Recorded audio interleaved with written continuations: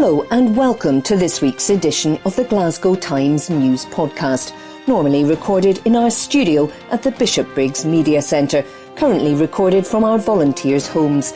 To keep in touch with us, use our social media platforms, Facebook, Instagram and Twitter, which are all at Q and Review. That's CUEANDREVIEW.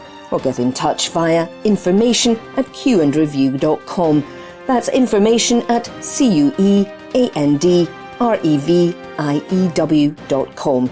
Please like and share our podcast and give us any constructive feedback. From the Glasgow Times, Thursday the 11th of August 2022, from the news section. It's disappointing.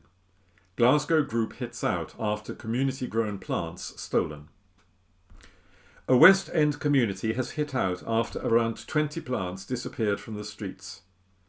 Members of Love Thornwood, a local group based in Partick, are devastated by the thefts, which started in May when volunteers began planting vegetation along the roads to increase biodiversity, encourage bees to come to the area and brighten up the streets. The activity is part of their project, Thornwood in Bloom, funded by the Partick and Thornwood Ideas Fund. As the Glasgow Times reported last month, they are also hoping the plants will combat pollution from two drive-thrus, a Burger King and a Starbucks, being built in the neighbourhood. These will be located on the stretch of green space between the Clydeside Expressway and Glasgow Harbour, close to the Thornwood roundabout, and their construction is ongoing. In recent weeks, Love Thornwood founder Sean Conroy, 55, estimates that around 20 flowers and bushes were taken, mostly from Dunbarton Road. He said, "It's disappointing that we can't increase the biodiversity of the area because of someone's selfishness. Newly planted plants are easily dug or pulled up, and someone stole our recycled wheelbarrow a few months ago. It's difficult to have anything in bloom when people keep nicking the plants." The group does not know who is behind the cruel crimes, but is ready to take action to discourage this behaviour. Instead of involving Police Scotland, they plan to warn potential thieves directly. Mr. Conroy added, "I'm going to make signs for the area to inform people of the Thornwood in Bloom project and discourage them from taking them. We just hope that who's ever doing it is planting them and not throwing them away just to disrupt what we are doing. We are pretty gutted at seeing our work pulled apart, but we are hopeful that through time people will become more aware and recognise that everyone deserves a wee bit of beauty and colour in their lives." This article was by Esther Tane. From the Glasgow Times, Thursday the 11th of August 2022, from the news section.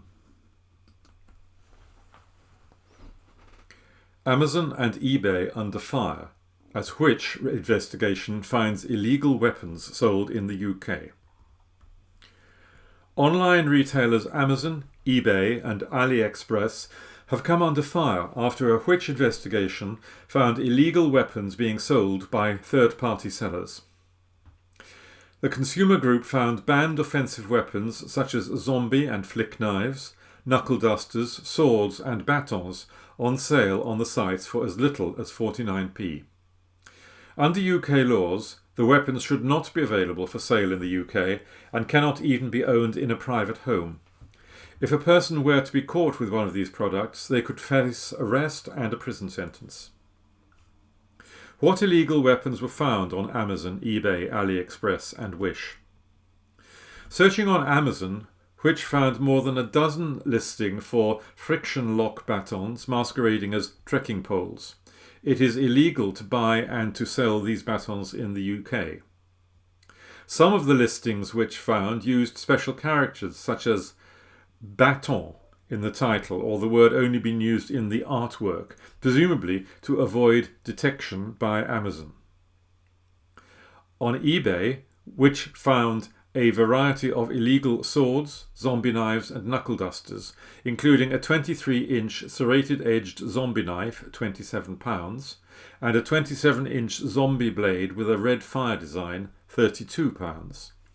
One seller was offering a combo deal on a karambit blade and a paralysing spray for £13.99, which found the widest selection of weapons for sale on AliExpress and Wish, with simple searches of the terms flick knife, automatic opening knife and spring-assisted knives, returning dozens of results on each, many priced at less than £10 and some even marketed for self-defence. On all 4 platforms, additional banned weapons were recommended by the platform's algorithms after Witch's initial searches. Head of Consumer Policy at Which, Sue Davies, said, "It is disturbing that our latest investigation has uncovered illegal weapons being sold at online marketplaces at extraordinarily cheap prices, and that these tech firms are also pushing additional dangerous items to people.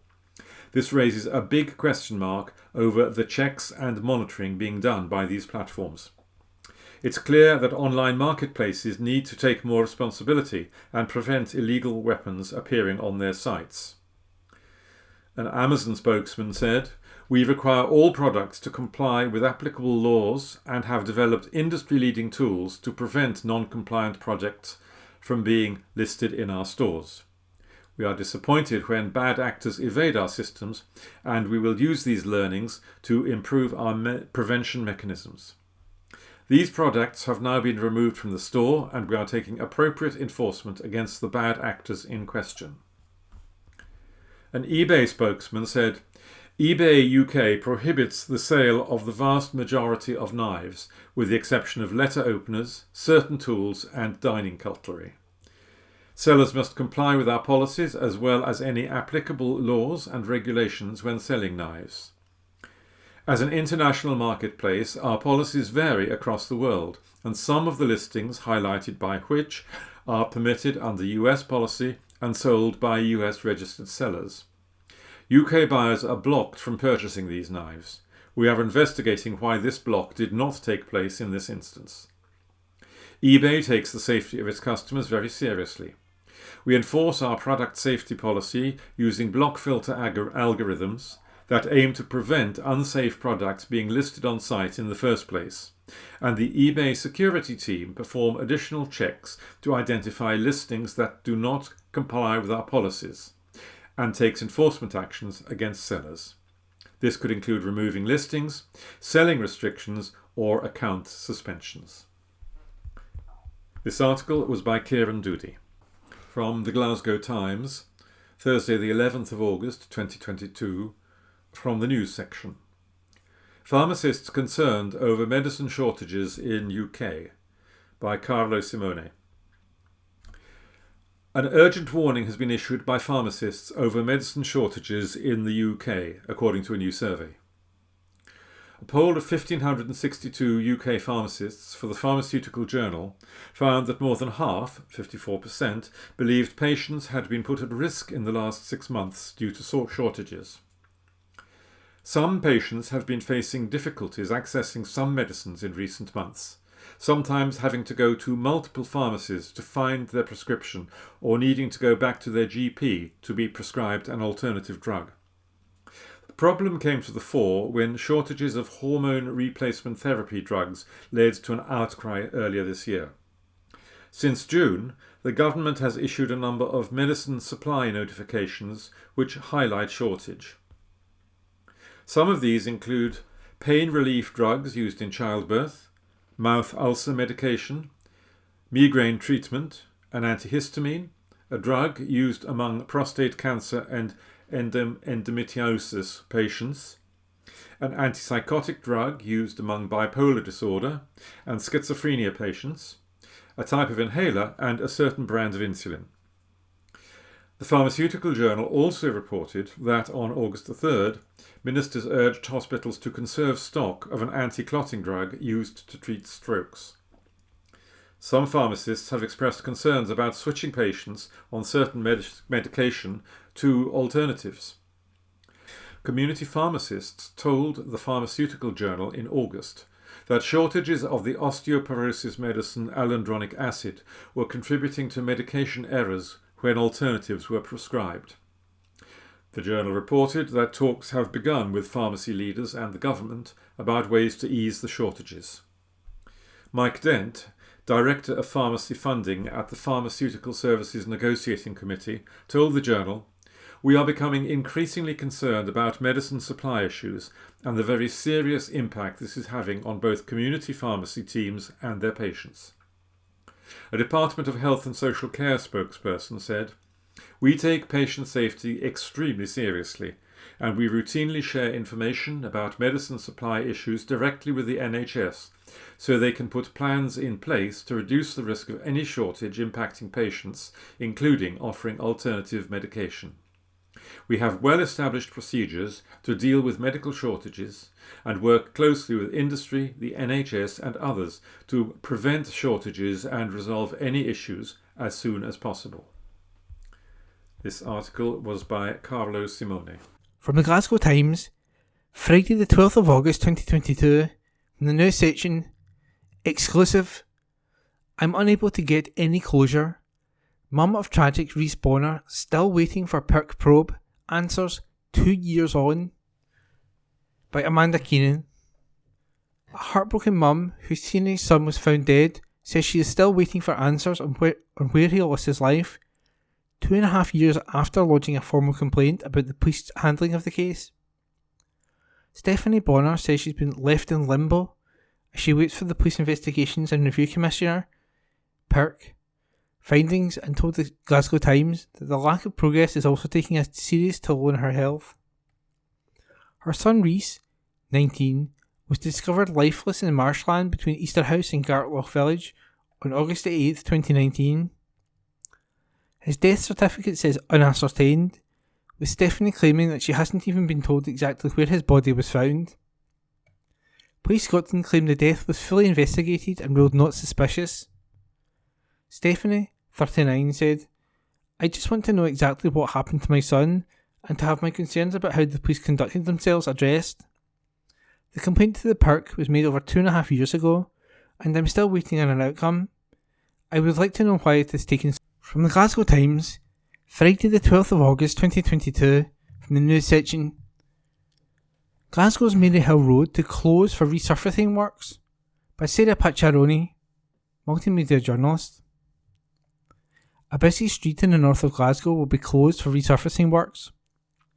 Maryhill Road will be shut from Shiskin Drive to Sandbank Street eastbound. Kibble Road right turn to Maryhill Road will also be closed. The works will take place between 9 am and 4 pm on Sunday, August the 14th, until Tuesday, August the 16th. Glasgow City Council is warning motorists to expect delays. Drivers are advised to avoid the area and seek an alternative route. However, local access will be maintained at all times. And that article is by Sarah Pacciaroni. This article is from the Glasgow Times, date 12th August 2022, from the Lifestyle section. Glasgow Great-Great-Gran celebrates being 100 years loved.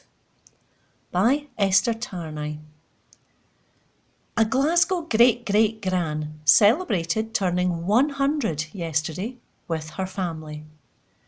Susan Cassidy Gare, born in Bishopbriggs, is described by her granddaughter Lindsay Gare as family-oriented, very hard-working and house-proud. The Possil resident loves quiz programmes, murder mysteries, and was very excited to receive her letter from the Queen and to be spoiled by her family on her big day. Much to her joy, the family marked the occasion by getting together for a delicious meal at an Italian restaurant prior to an even bigger party on Saturday.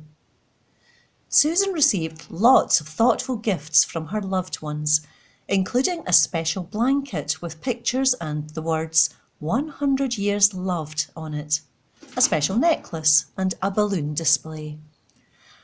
Affectionately referred to as the Queen of the family, she was overwhelmed by the love and affection. Lindsay, who lives with her grandmother, said, "I'm really close with her. We always go out for afternoon tea and shopping. She is very funny and has a very good memory. My auntie and I live with her. She is always reminding us when we leave the house if we have our keys, phones or purse because we are terrible. The 100-year-old is in good health according to her family and has kept fit by doing housework into her 90s. She doesn't drink or smoke and likes to read the newspaper daily to keep up to date with affairs and to keep her mind active. Recently, she had a few health scares, including catching COVID-19 at the age 98 and undergoing hip replacement at age 99, from which she has recovered brilliantly. Her granddaughter said, "We all got the virus last year as we returned from London, but she was totally fine. We were worse off, me and my auntie. It was just like a cold." In March, she had her operation and she did really well after. Was out of hospital quickly, in just about after a week. Meeting at a dance at age 18, Susan was married to her husband Charles for 5 decades. They had a daughter, Melissa, 2 sons, John and Charles, 4 grandchildren, Lindsay, Muriel, John and Charles, 6 grandkids and 1 great-great-grandchild. That article was by Esther Tarnay. Glasgow Times News on Monday, August the 15th. Glasgow mum's asthma was incurable cancer. An exclusive article written by Kirsty Fearick. A mum was terrified after she found out her asthma was actually incurable cancer in her lung and spine. Mary O'Brien thought her battle was over after getting the all clear from breast cancer in 2019. So when the 51-year-old from Royston in Glasgow began to suffer a cough and breathlessness later that year, she thought her asthma had returned. But after undergoing scans at the Glasgow Royal Infirmary in January 2020, it was revealed she had lesions on her spine and lung. She was then diagnosed with metastatic breast cancer, which meant her original cancer had spread through her body, attaching itself to her other organs. Now, despite knowing she will never be free of the illness, Mary is determined to keep fighting to keep her condition at bay. She told the Glasgow Times, "When I was told it was not curable, I was devastated. I thought I was going to die there and then. I had lost my best friend to secondary breast cancer, so as you can imagine, I was terrified. I'm still fighting it, and for now it's treatable. People think that it's just breast cancer and treatment will cure it, but unfortunately this is not the case. For now, treatment is keeping it at bay." Mary was first diagnosed with breast cancer in 2015 after suffering a sharp and sudden pain in her chest and then finding a lump. She underwent treatment and 4 years later believed she was out of the woods until she became ill again in November 2019. Doctors then gave her an X-ray which revealed a suspicious shadow which resulted in them ordering a CT scan. Just 90 minutes after the scan, Mary received a phone call from worried medics telling her to go to the Glasgow Royal Infirmary immediately, and she was diagnosed with cancer again. Now she attends the Beatson regularly and is planning to take part in a 10K later this month in Glasgow to help raise funds for the charity. Mary said, "I was watching television one day and it was like someone had pinged me with an elastic band on my breast and I felt the lump. I had no other symptoms. Beatson Cancer Charity is important to me as I was diagnosed with breast cancer and I attended the hospital for my treatment. 7 years on and I've returned as I was diagnosed with secondary breast cancer in my lung and spine in 2020. I attend the Beatson every month for treatment and can't thank them enough for the support given to both me and my family. We're taking part in the annual Off the Beatson Track 10K event this year to raise vital funds for Beatson Cancer Charity so that they can continue to provide support and treatment to people diagnosed with cancer." An exclusive article written by Kirsty Fearick. Glasgow Times News on Monday the 15th of August. Inquiry into a fire which claimed lives of 2 men at luxury hotel begins. An article written by Lauren Brownlee and Lauren Gilmore. A fatal accident inquiry into the deaths of 2 men in the fire at Cameron House in 2017 will commence on Monday. The inquiry, held at Paisley Sheriff Court, will look at issues around guest and fire safety at the hotel on the banks of Loch Lomond following the fatal fire in December 2017. The blaze at the five-star Cameron House Hotel claimed the lives of Simon Midgley, 32, and his partner Richard Dyson, 38, from London.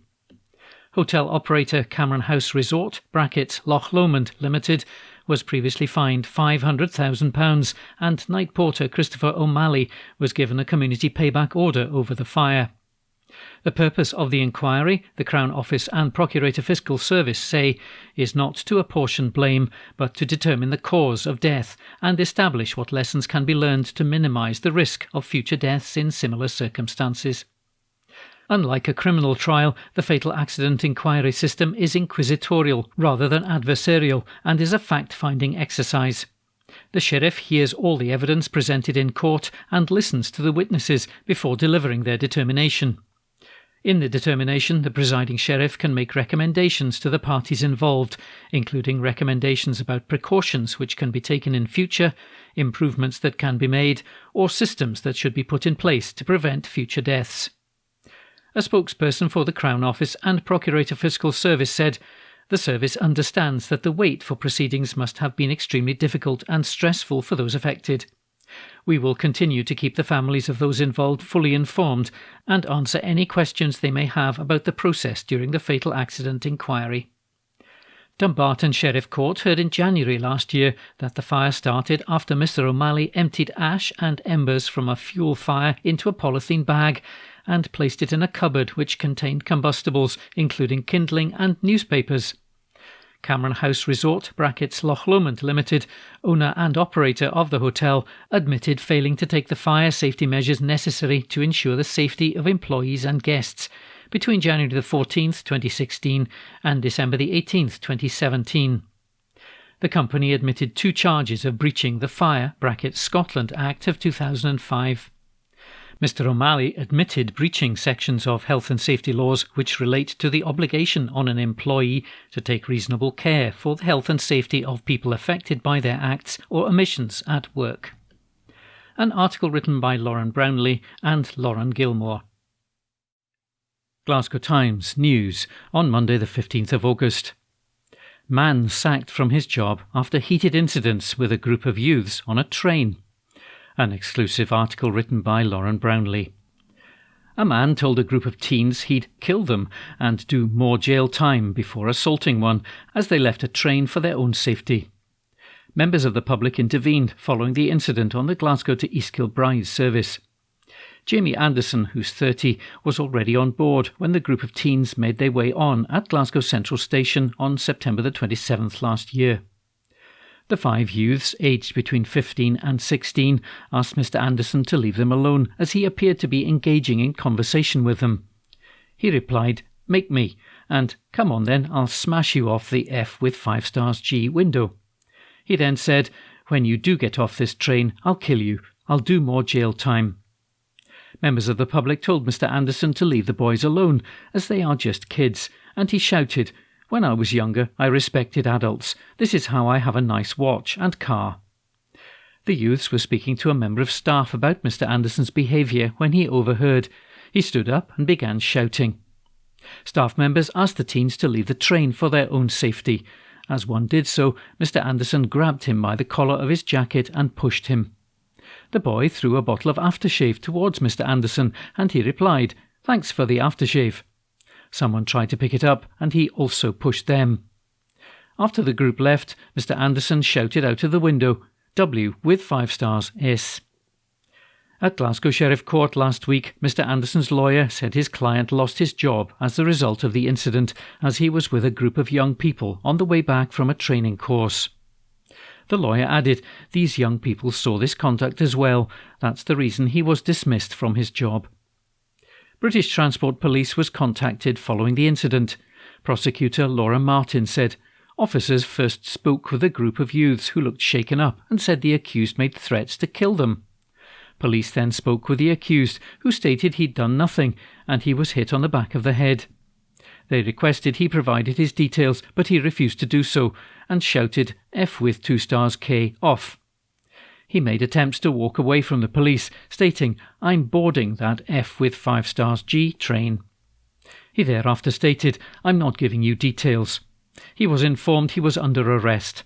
An officer took hold of his arms. The accused swung his arm and broke free, shouting, "F with 2 stars K off." He made off, heading down the platform. Officers gave chase and apprehended the accused. He was shouting while resisting arrest. He couldn't be formally cautioned and charged due to his behaviour. Mr. Anderson's lawyer told the court his client accepts full responsibility. He added, "He acted without thought. He has difficulty with anger management and mental health. He's residing at a Scottish veterans charity for those who completed tours in Afghanistan.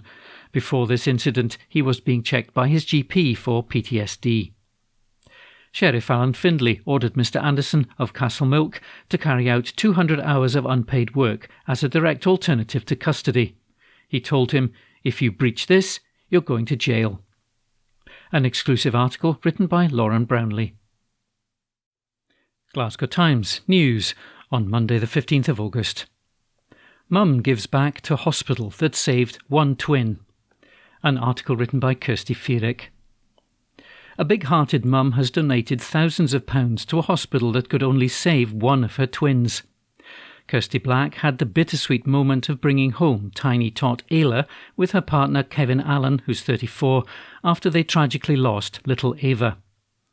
We previously reported how the 23-year-old mum had to turn off her baby girl's life support after she was born at 25 weeks, weighing just 1 pound and 11 ounces. It comes after she suffered a severe brain bleed and had her heart stop for 12 minutes before being let go at just 5 days old on New Year's Day this year. Meanwhile, hero medics battled to save her sister Ayla, who also suffered a brain bleed, which was thankfully more mild, allowing her to defy the odds and go home to Carluke 93 days later. Now the first-time mum is thanking NHS staff at University Hospital Wishaw by donating money she raised on a race night, amounting to £3,300, to go towards their neonatal unit.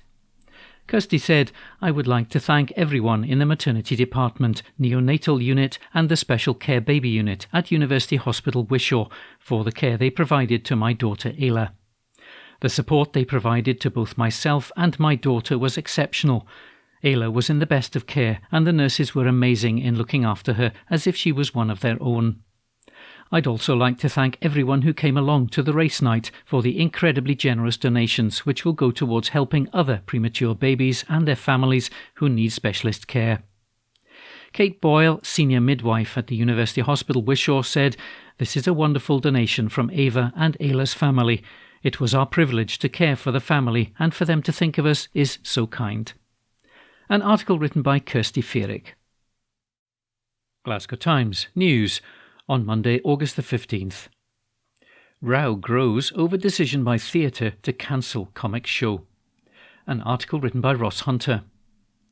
The decision by a Scottish theatre to cancel the Glasgow comedian Jerry Sadowitz's remaining shows at the Edinburgh Fringe after he reportedly got his P with 4 stars out on stage has been met with a backlash. The Pleasance Theatre in Edinburgh cancelled Mr. Sadowitz's second show, scheduled for Saturday night, stating, "Opinions such as those displayed on stage by Mr. Sadowitz are not acceptable, and the Pleasance is not prepared to be associated with such material." Mr. Sadowitz also allegedly called Conservative MP Rishi Sunak a P with 3 stars, and said the economy was awful because it is run by blacks and women.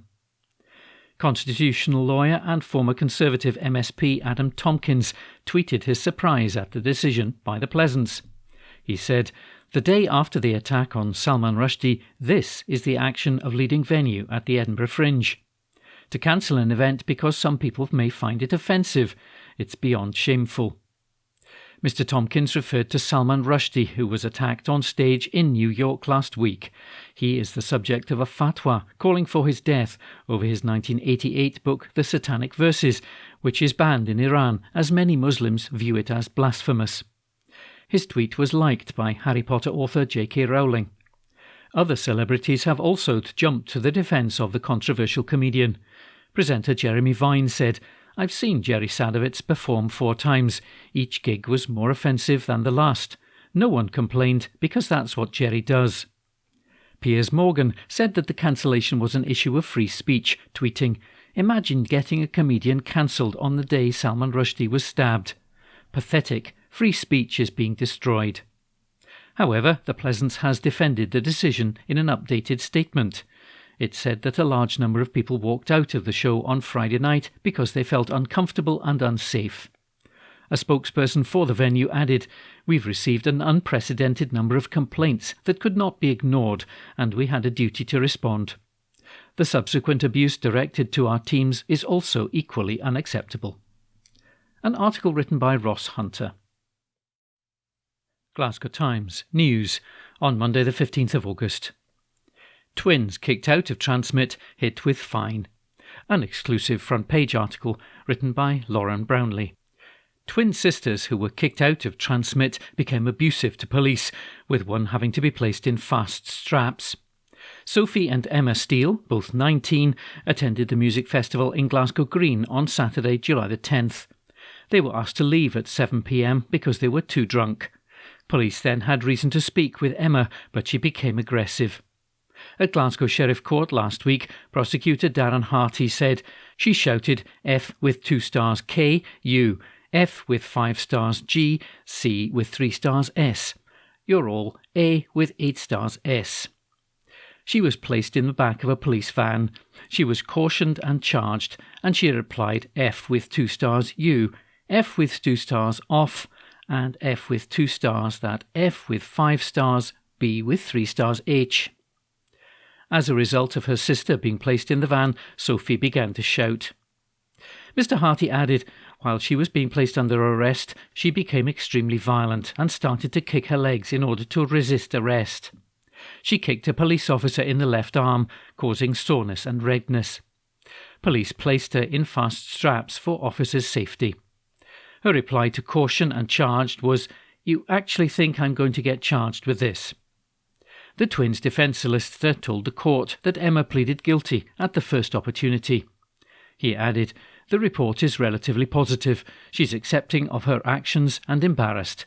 She's currently on a community payback order and a structured deferred sentence. Both are making positive progress.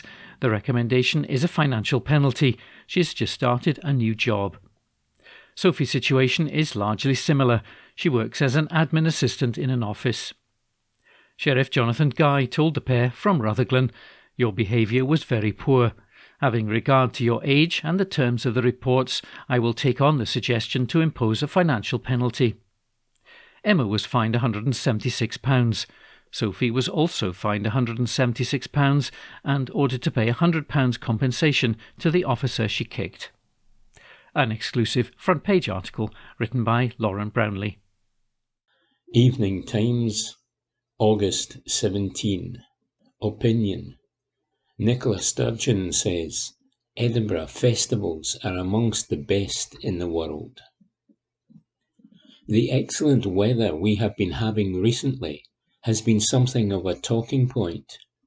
Unfortunately, it is a sign of climate change which needs to be taken much more seriously. However, there is also no doubt that most of us will have been enjoying the summer sunshine, and that is probably especially true of the many visitors to Edinburgh's festivals, which got underway last week.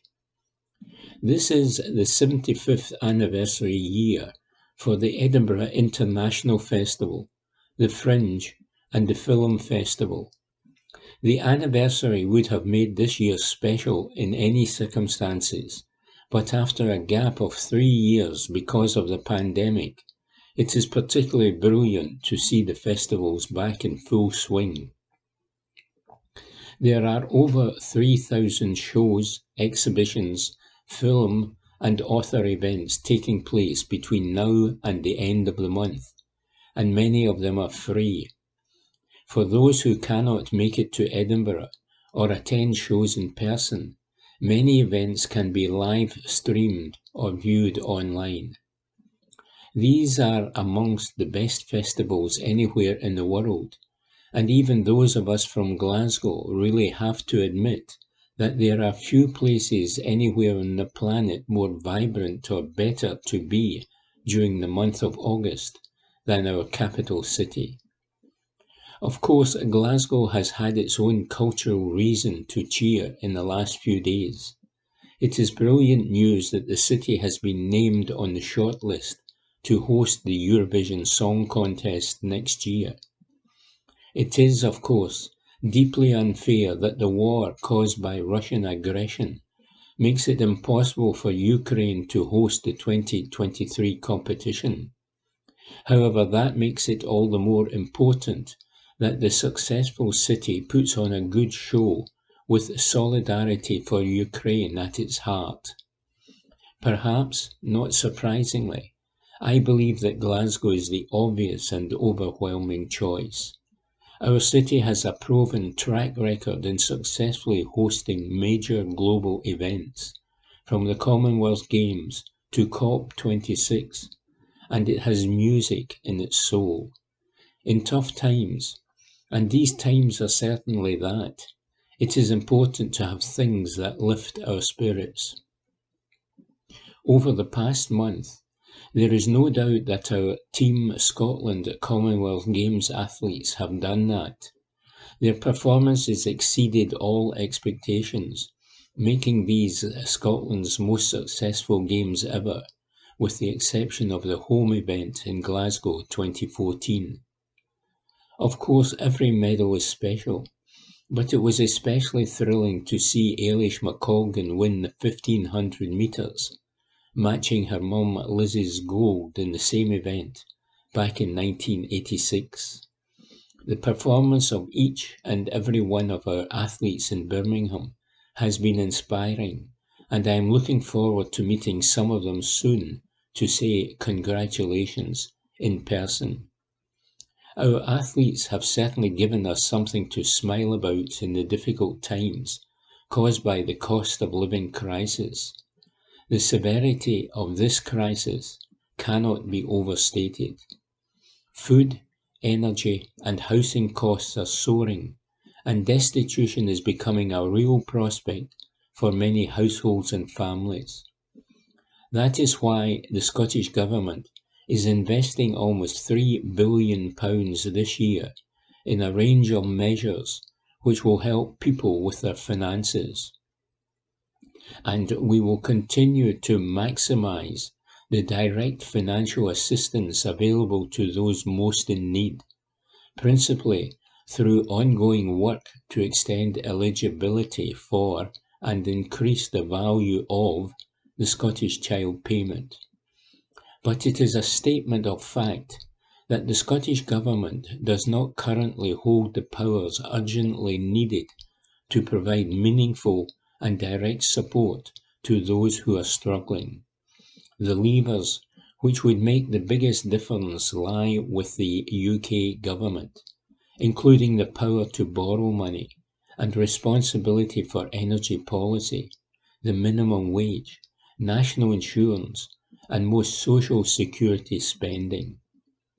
As leader of the Scottish Government, I am committed to working with any politician of any party to help alleviate the financial pressures being faced by many households.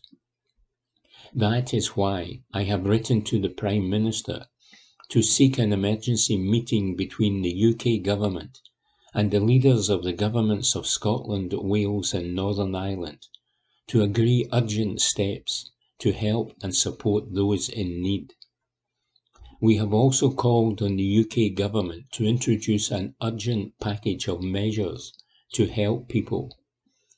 First and foremost, the expected rise in the energy price cap should be cancelled. The direct financial support already provided should be doubled, and a further windfall tax should be applied to ensure nationalisation of the massive profits being made by some companies out of the current pressures. People need help right now. They cannot afford to wait until the Tory leadership farce ends. There is a duty on the UK Government to act now. Government ministers are not paid to sit on their hands. If Boris Johnson and the UK Government will not step up and act to protect those who are most vulnerable, then they should immediately give devolved governments the tax, welfare and borrowing powers to do so without delay. For the UK government to sit idly back and do nothing, while people increasingly suffer, is unconscionable and totally unacceptable, says Nicola Sturgeon. From the Glasgow Times, Wednesday the 17th of August 2022, from the news section, "He is our inspiration. First day of school for boy who shouldn't have survived," by Catriona Stewart, columnist and reporter. Parents everywhere will be shedding a tear as their little ones head off for their first day of school. But for Mum and Dad Jade Gordon and Kieran Connell, the day will be especially emotional as they wave goodbye to new Primary 1 Noah. Noah was a surprise to both his parents when Jade gave birth in May 2017, having not known she was pregnant. The little boy had multiple health conditions that prompted medics to warn Jade and Gordon to make as many memories as possible in case he didn't survive. He has had 11 operations in his life. But 5 years later, Noah has flourished and achieved milestones his mum and dad thought that he would never see.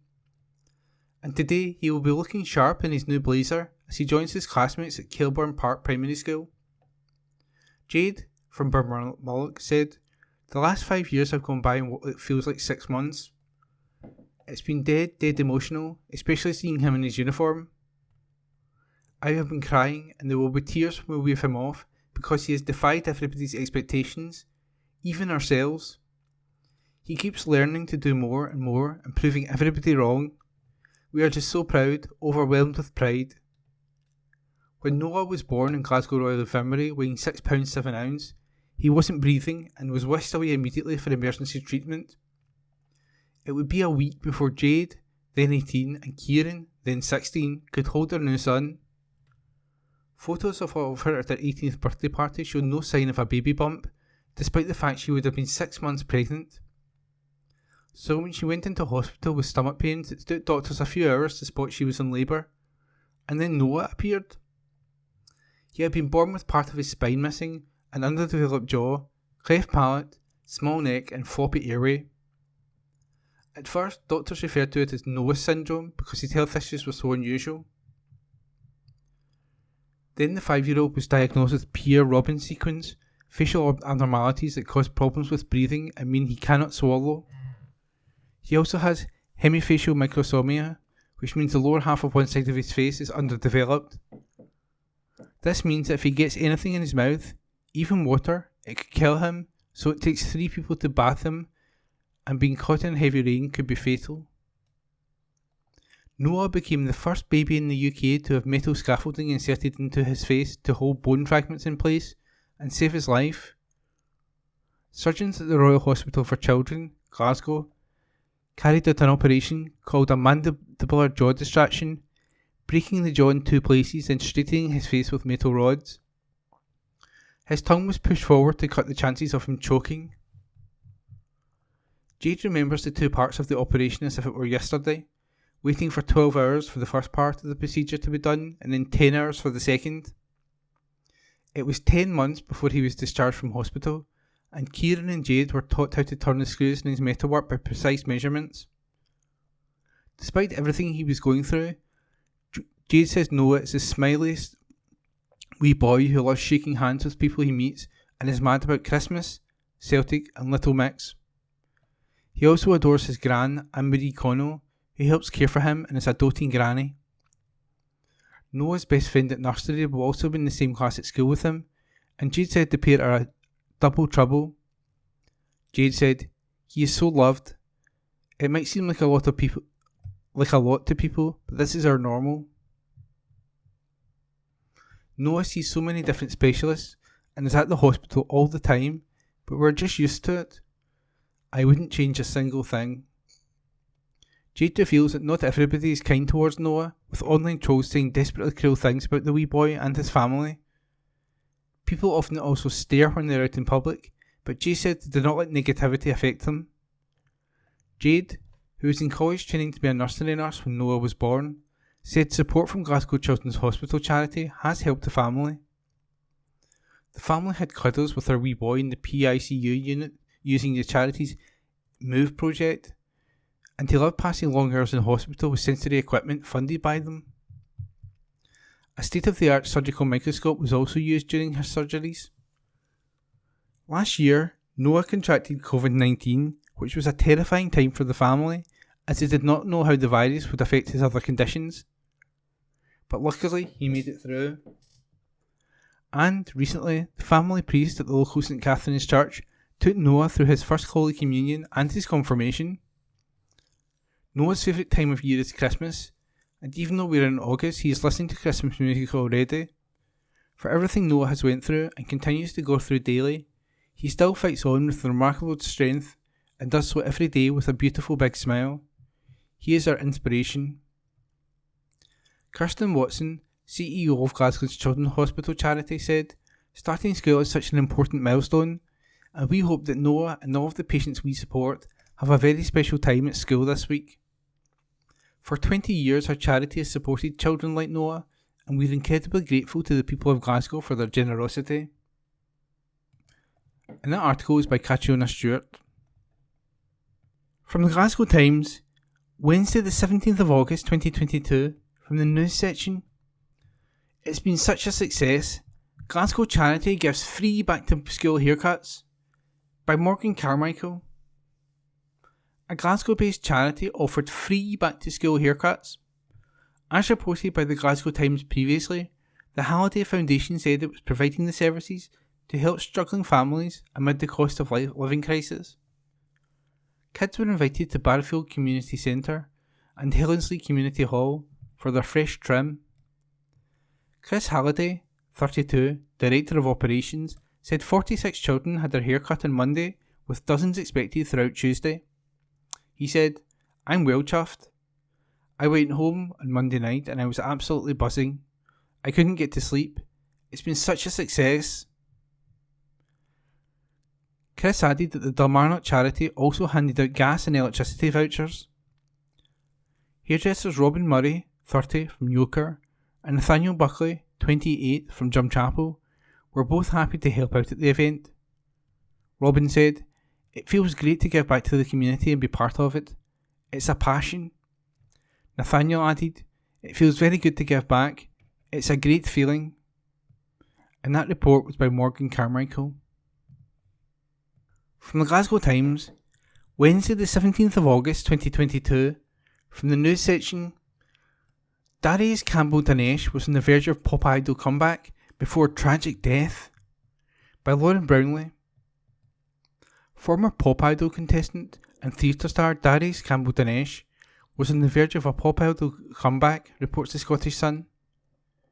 We reported yesterday that the singer and actor, who was brought up in Bearsden, was found dead in his US apartment in Minnesota on August 11th.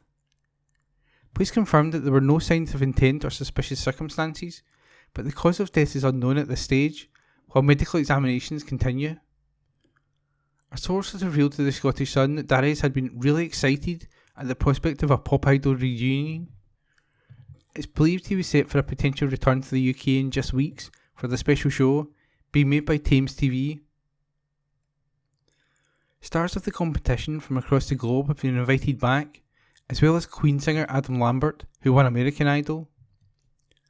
Plans are being made for filming at the Criterion Theatre in London. The pal told the Scottish Sun he was really excited about the reunion and was in talks with producers to appear on it. They were looking at getting filming started at around the end of September.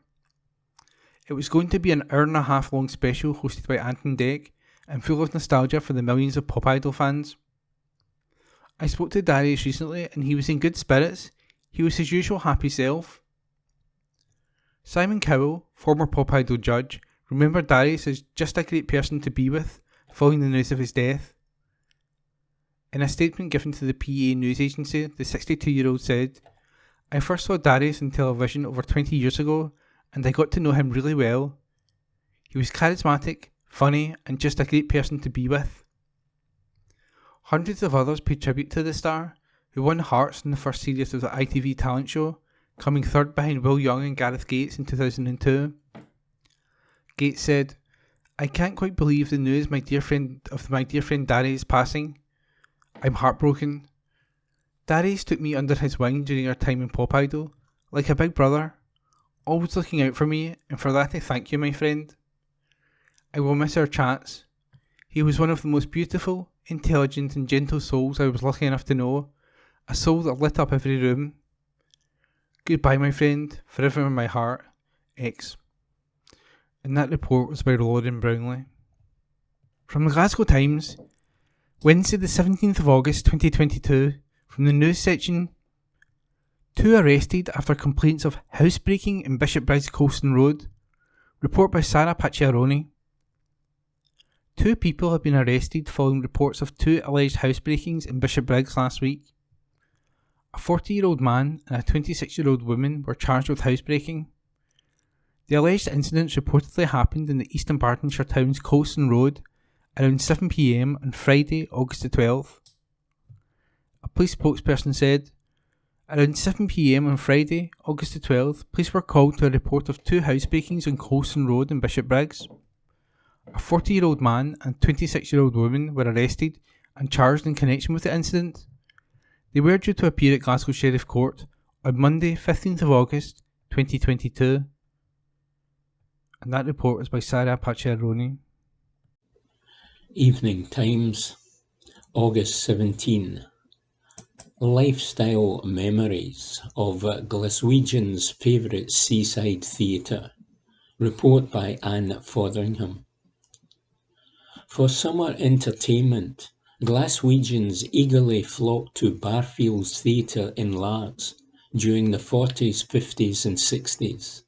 The list of stars who have performed there over the decades is impressive. Stanley Baxter, Jimmy Logan, Una MacLean, Billy Connolly, Kylie Minogue. Kylie Minogue?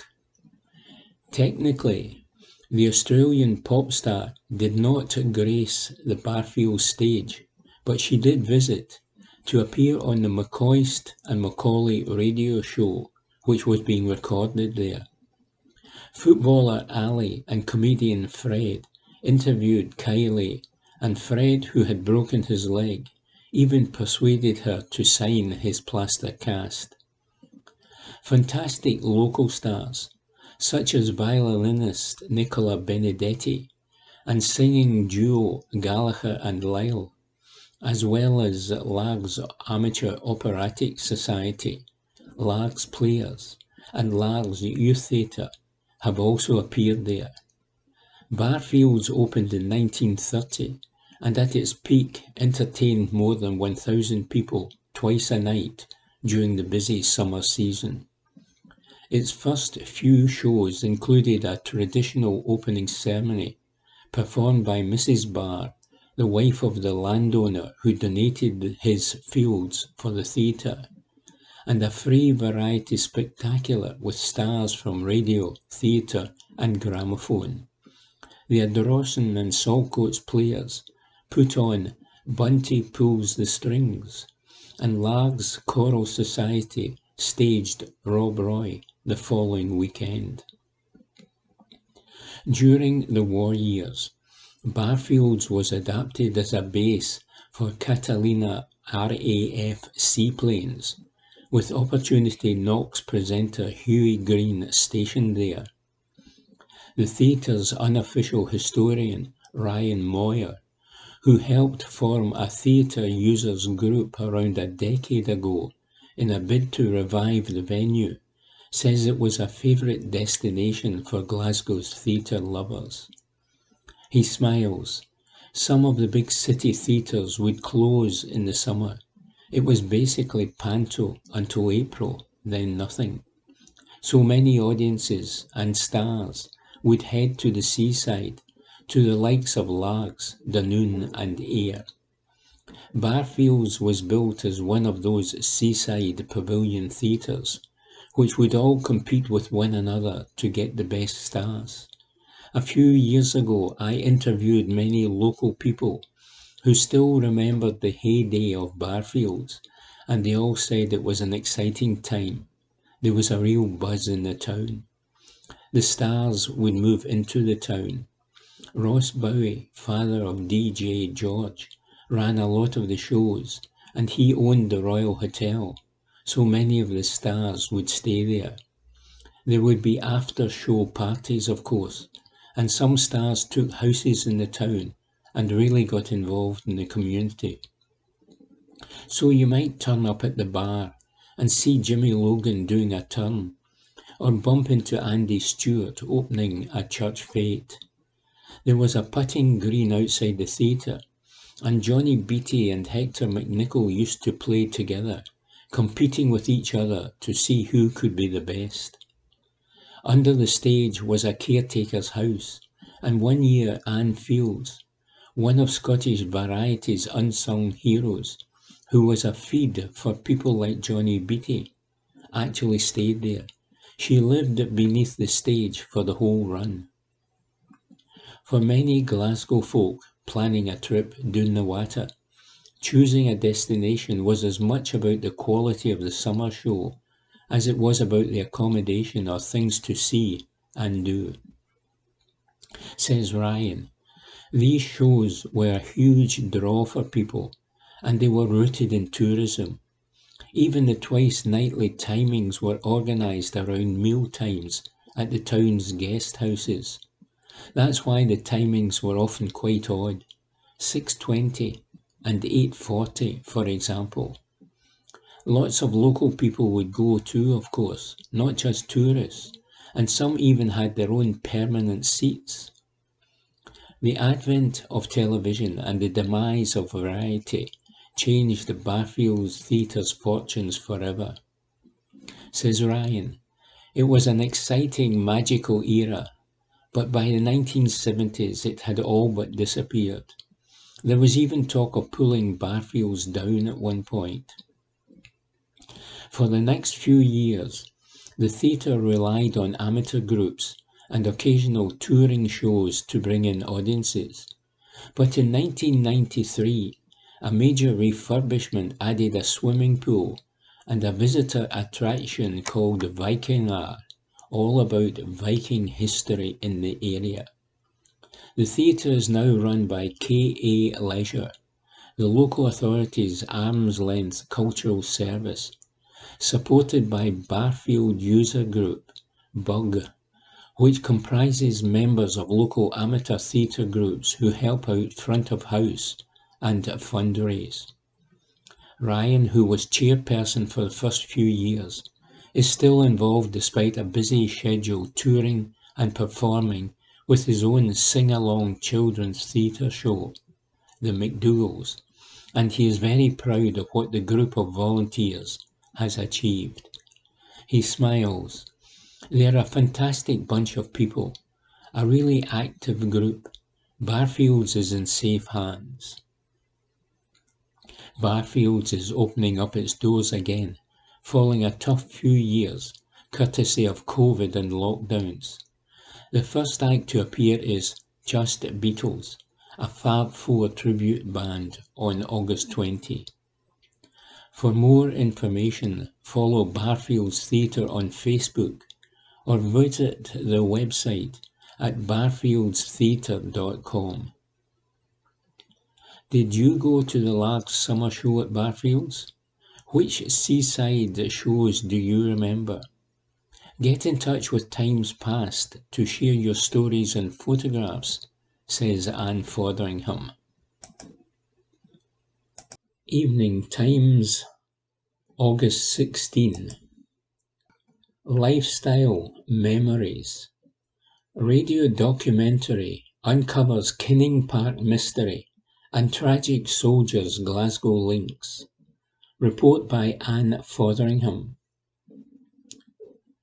Like many roads in Old Kinning Park, Keydon, Keyden Street, lies forgotten beneath the M8 motorway as it sweeps through the area from the Kingston Bridge.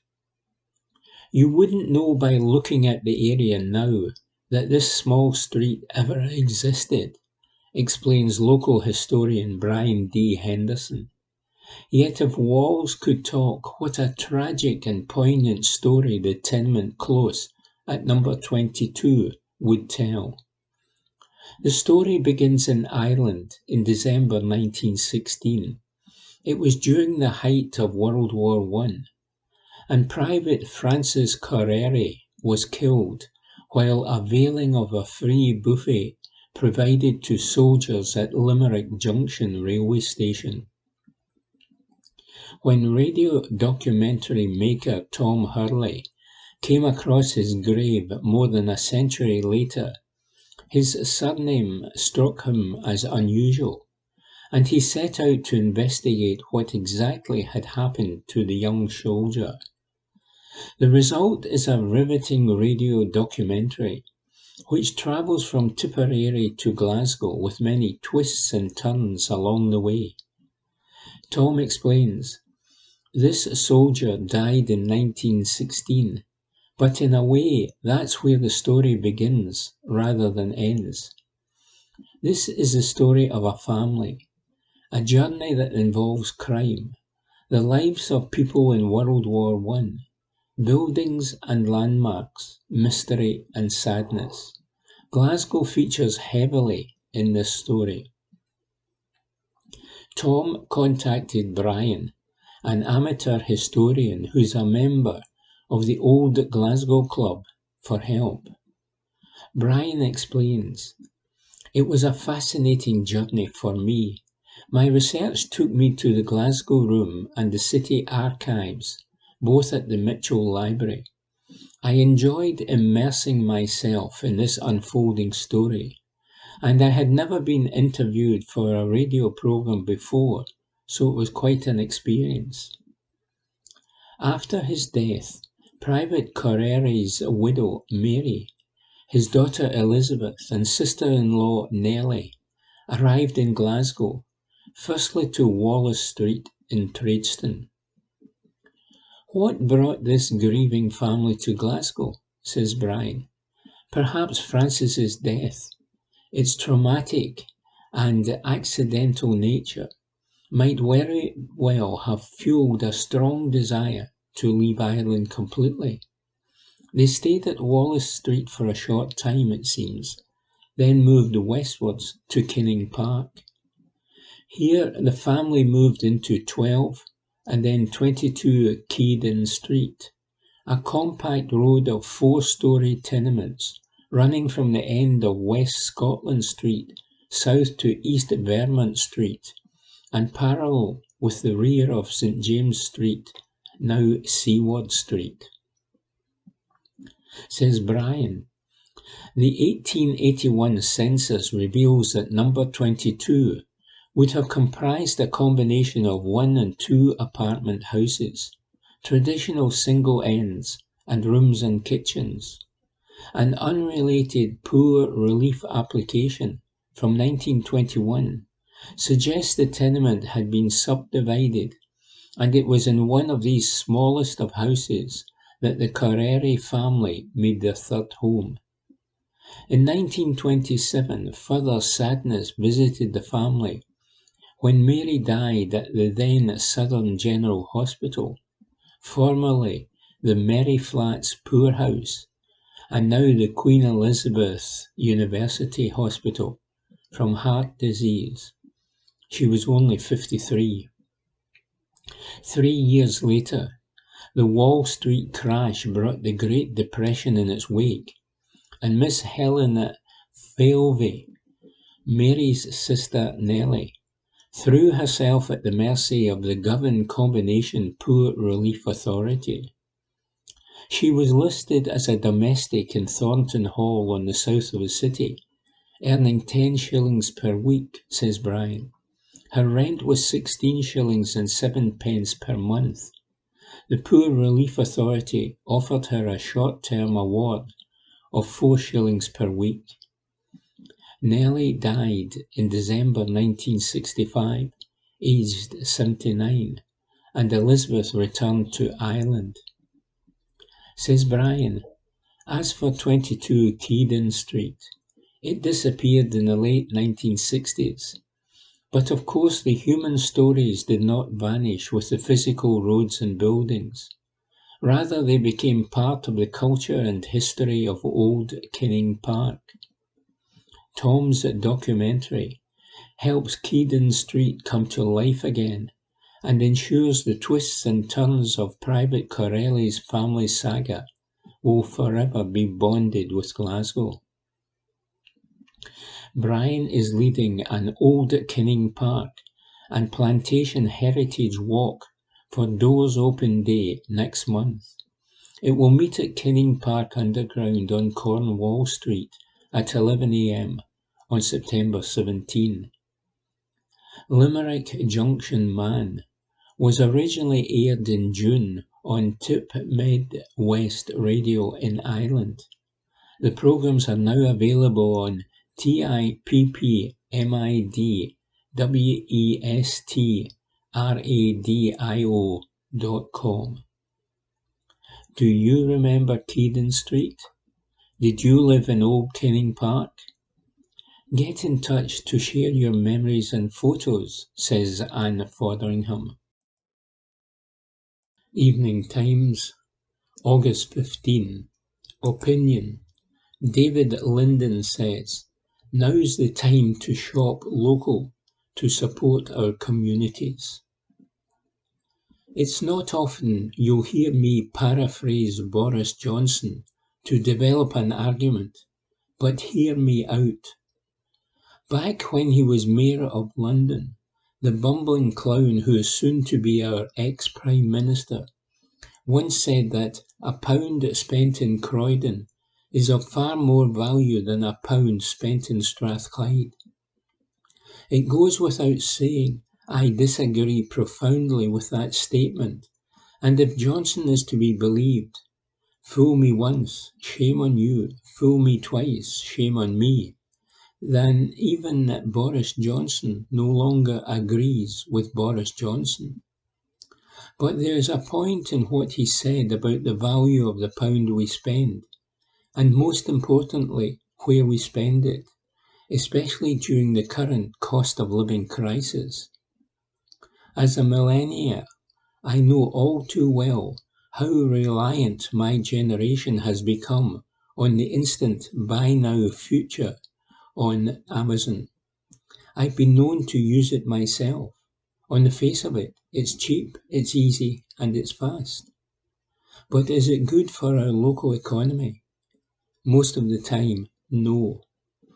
Now, I'm not saying that Amazon or bigger out-of-town shopping developments do not have a place, not least because I have a huge Amazon warehouse and out-of-town shopping development, Glasgow Fort, located in my constituency.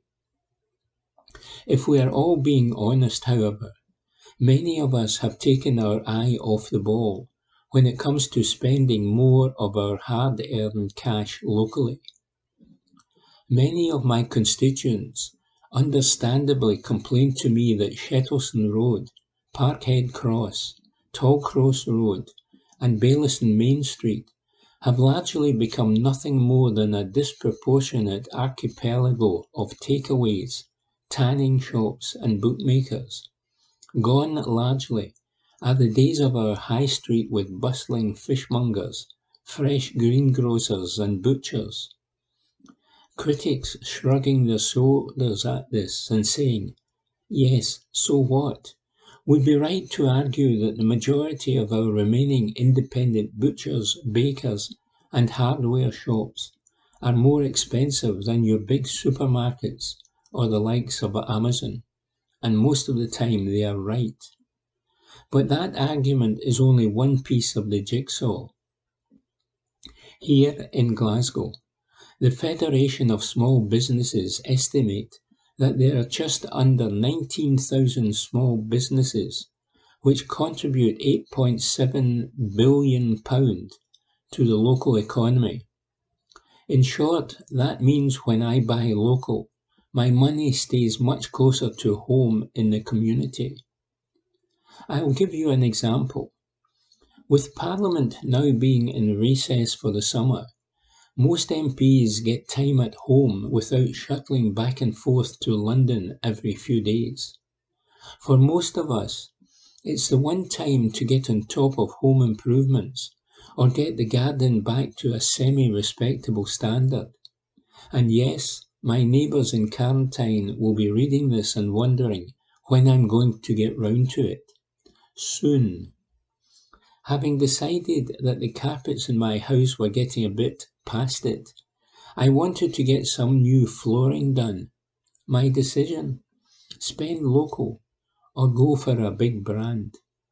These days, I am trying to make a conscious effort to keep my spending local, so I was delighted to get Shettleston firm Saltire Flooring to do the job.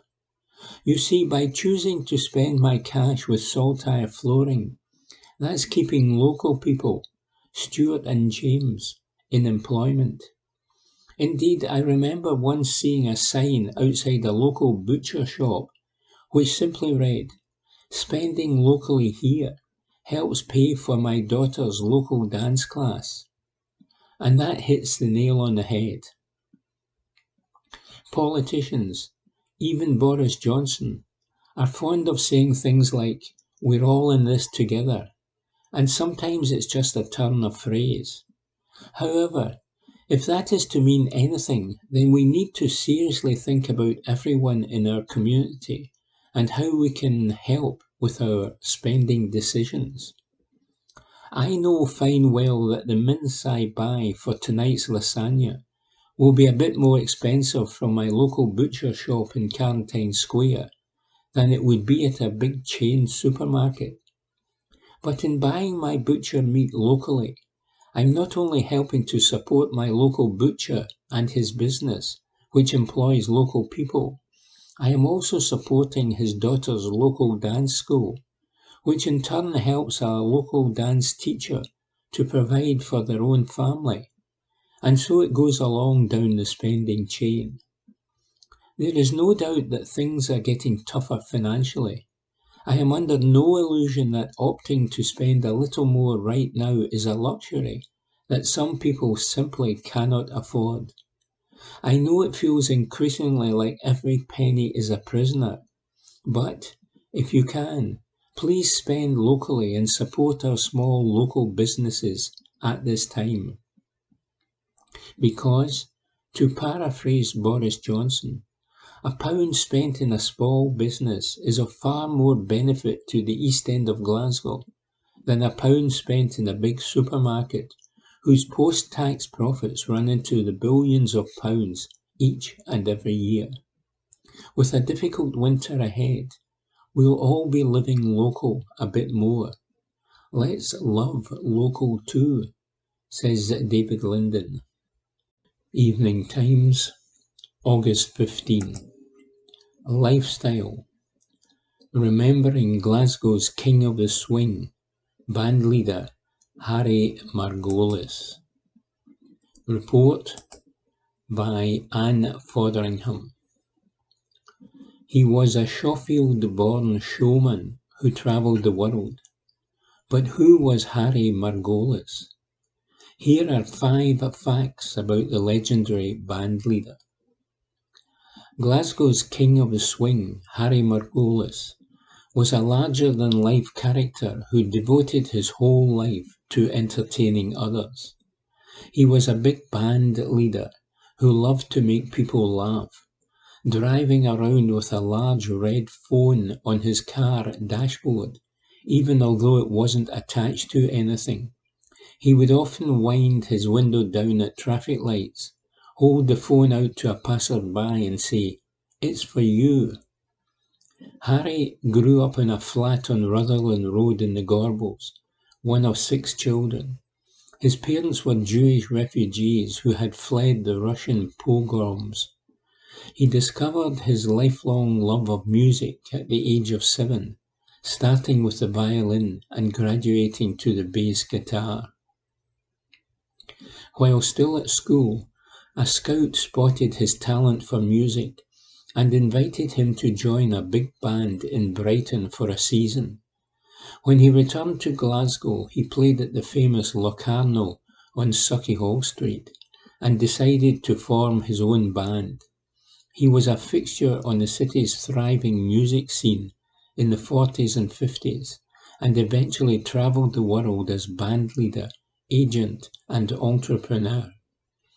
Harry had a home at Bermuda's Elbow Beach Surf Club and frequently played New York and Las Vegas. He met Fats Waller, Joe Loss and Count Basie, and one of his proudest moments was meeting Jack Dempsey, the former world heavyweight boxing champion. For many years he ran his own entertainment organisation from his home in Giffnock. He and his band also had a decade-long association with the Pivot venue in Wellington Street, playing there each Saturday afternoon. Harry died on Christmas Eve 2014 at the age of 97. Report by Anne Fotheringham.